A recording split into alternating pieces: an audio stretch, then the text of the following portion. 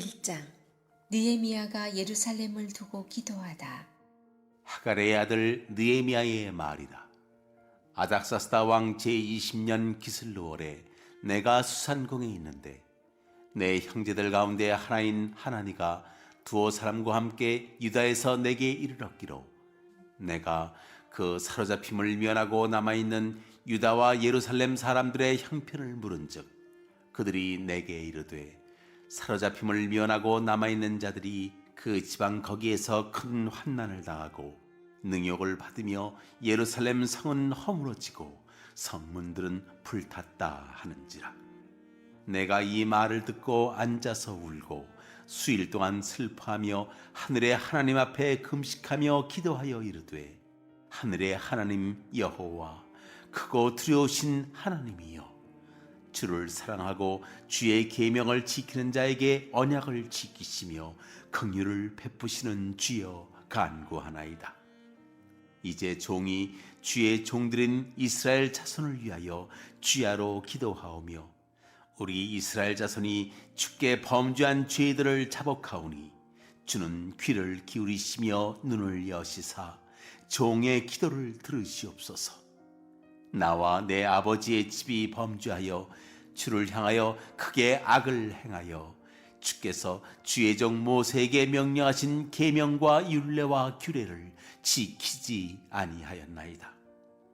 옛적에 주께서 주의 종 모세에게 명령하여 이르시되 만일 너희가 범죄하면 내가 너희를 여러 나라 가운데에 흩을 것이요 만일 내게로 돌아와 내 계명을 지켜 행하면 너희 쫓긴 자가 하늘 끝에 있을지라도 내가 거기서부터 그들을 모아 내 이름을 두려고 택한 곳에 돌아오게 하리라 하신 말씀을 이제 청하건대 기억하옵소서.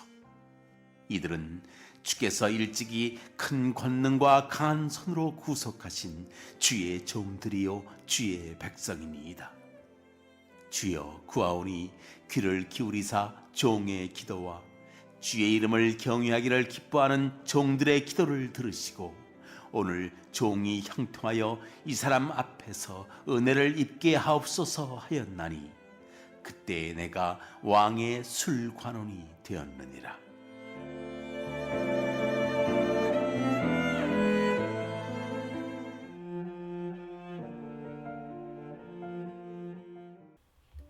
아멘. 오늘의 말씀은 회복의 사람이라는 제목으로 이 새벽의 말씀을 함께 나누도록 하겠습니다.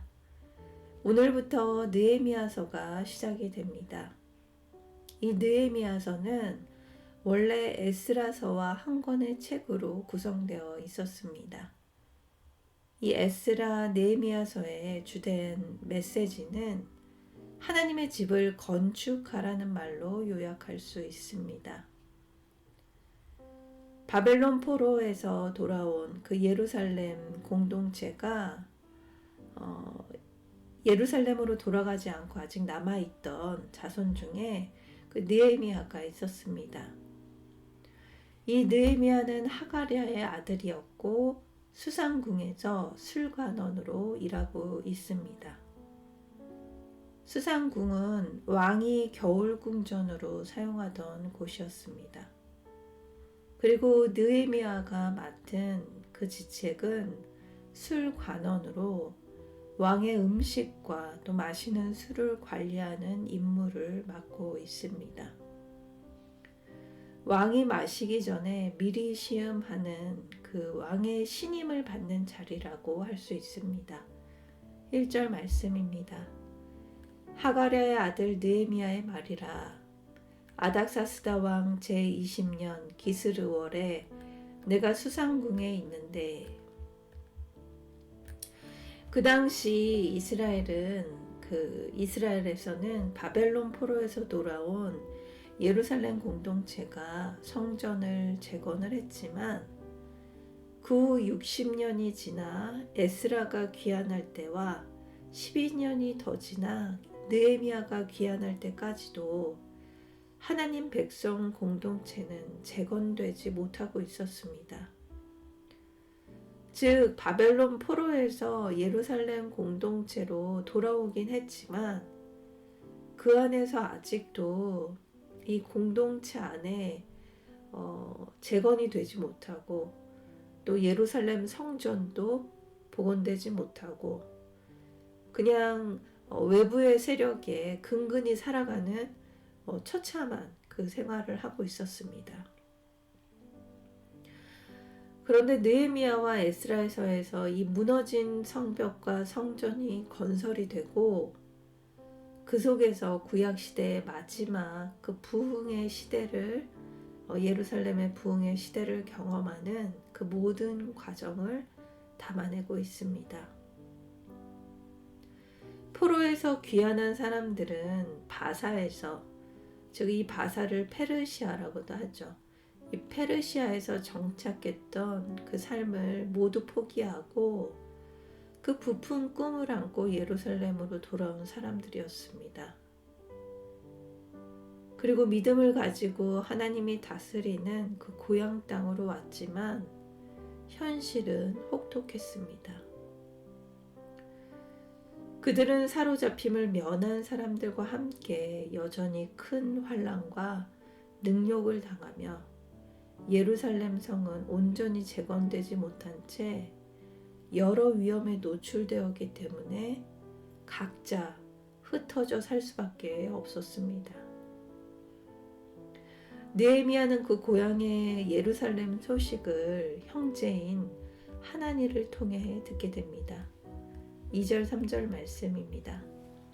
내 형제들 가운데 하나인 하나니가 두어 사람과 함께 유다에서 내게 이르렀기로 내가 그 사람 사로잡힘을 면하고 남아있는 유다와 예루살렘 사람들의 형편을 물은즉 그들이 내게 이르되 사로잡힘을 면하고 남아있는 자들이 그 지방 거기에서 큰 환난을 당하고 능욕을 받으며 예루살렘 성은 허물어지고 성문들은 불탔다 하는지라.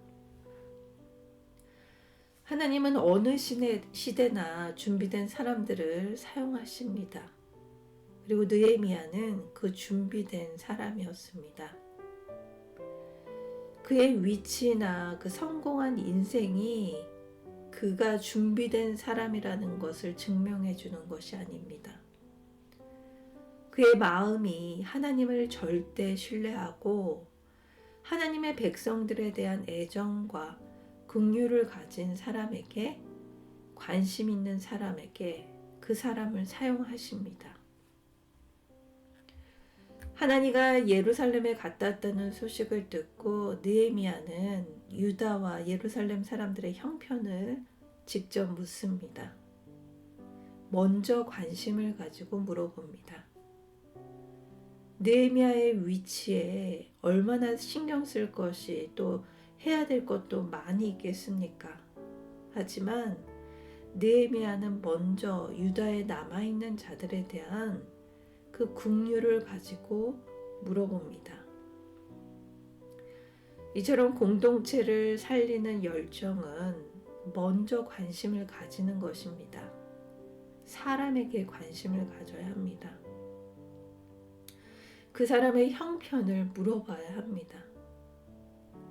나만 잘 살면 된다는 생각을 가지면 절대 하나님께서 사용하지 않으십니다. 우리가 너무 잘 아는 에스더서에서 에스더는 유다인이었지만 페르시아 제국의 새로운 왕비로 간택이 됩니다. 즉 이방인이었지만 페르시아 왕의 왕비가 된 것입니다. 그때 당시 유다인을 멸절하려는 그 세력의 소식을 듣고 사촌 오빠인 모르드게가 그 여동생인 사촌 여동생인 에스더에게 달려가 이렇게 말합니다. 너 홀로 목숨을 건질 수 있을 것이라 생각하지 말아라. 이때에 내가 잠잠하면 유다인들은 다른 데로 말미암아 구원을 반드시 얻을 것이다. 하지만 너는 멸망하게 될 것이다. 네가 왕비의 자리를 얻은 것이 이때를 위함이 아닌지 누가 알겠느냐? 라며 에스더에게 왕에게 가서 이 학살을 멈추게 할 것을 요청하고 있습니다. 에스더는 이미 왕비에 올랐기 때문에 자신의 생명에는 지장이 없죠. 눈을 감아도 됩니다. 하지만 이 모르드게가 하나님의 계획과 하나님을 향한 믿음의 계획을 알기에 이 에스더에게 하나님의 뜻을 전합니다. 그리고 에스더는 이때 왕에게 가기 위해 결단을 합니다. 죽으면 죽으리라.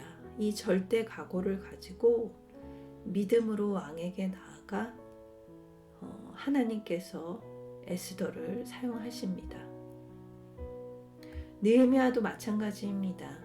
그가 이방인으로 술 맡은 관원직에 오른 것은 그가 잘나서, 그가 똑똑해서, 성실해서 얻은 것이라 생각하면 그는 절대 하나님의 일을 할 수 없습니다. 내가 힘들게 쌓아 올려놓은 바벨탑이 한순간에 무너질 수 있는데 누구에게 관심을 가지고 누구를 위해 나의 바벨탑을 무너뜨릴 수 있겠습니까?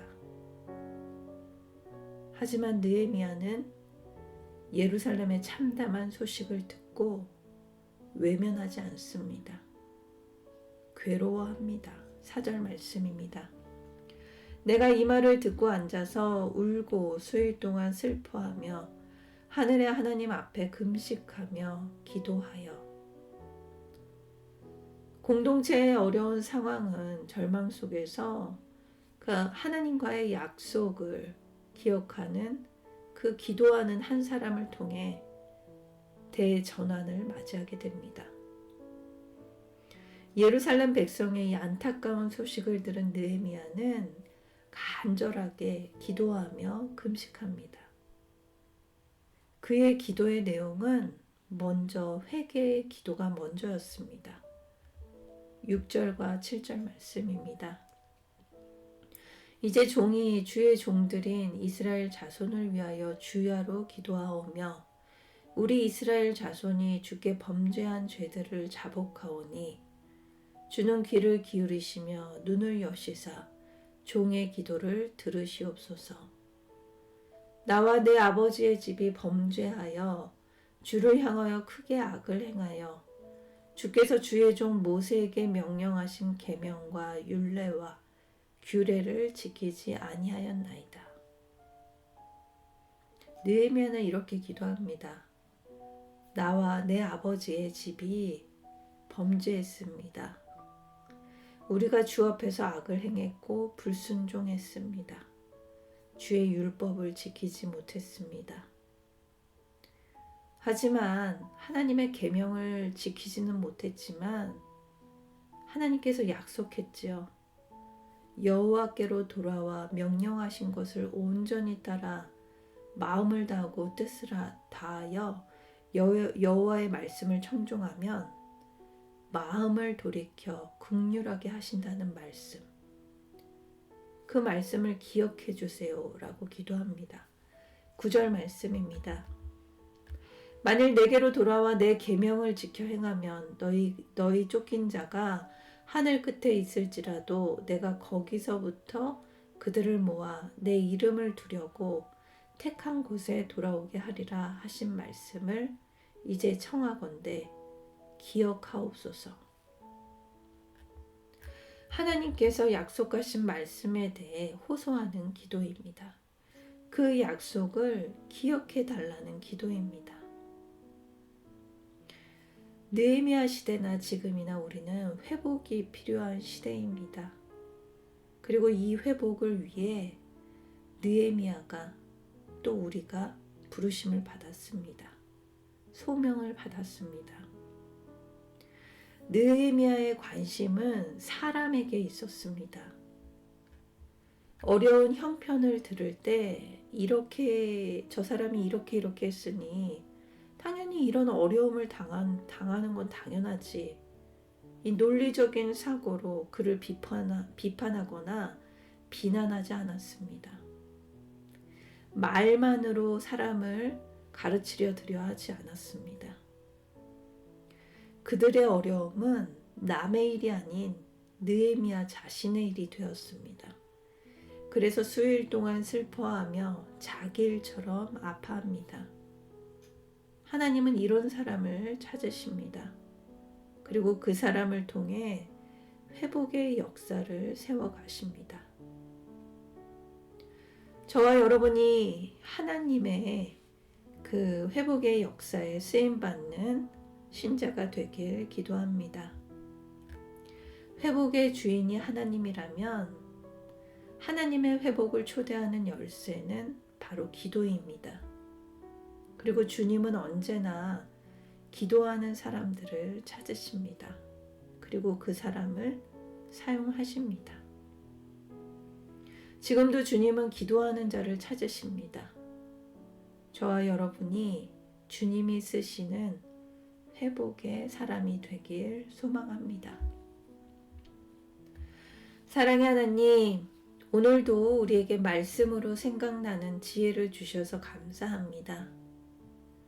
나는 무엇을 위해 살아가고 있습니까? 나의 인생의 목적은 무엇입니까? 오늘도 나의 바벨탑을 무너뜨리고 주의 성전을 세우는 소명의 일을 감당하길 기도합니다. 오늘도 나에게 주신 가정의 공동체, 일터의 공동체, 소명의 공동체 안에서 먼저 지체들에게 관심을 가지고 어려움에 함께 슬퍼하며 기도하는 손을 허락해 주시옵소서. 너무나 많습니다. 하지만 제 일이 먼저라 그 지체들의 기도를 외면할 때도 있었습니다. 하지만 오늘 말씀을 통해 그 일이 제가 해야 하는 소명의 일임을 알게 하셨으니 오늘도 기도하는 손과 행하는 믿음을 허락하여 주시옵소서. 오늘 하루도 주님의 일꾼으로 내가 머무는 곳에 회복의 영이 넘치길 기도합니다. 감사드리며 예수님의 이름으로 기도드립니다. 아멘.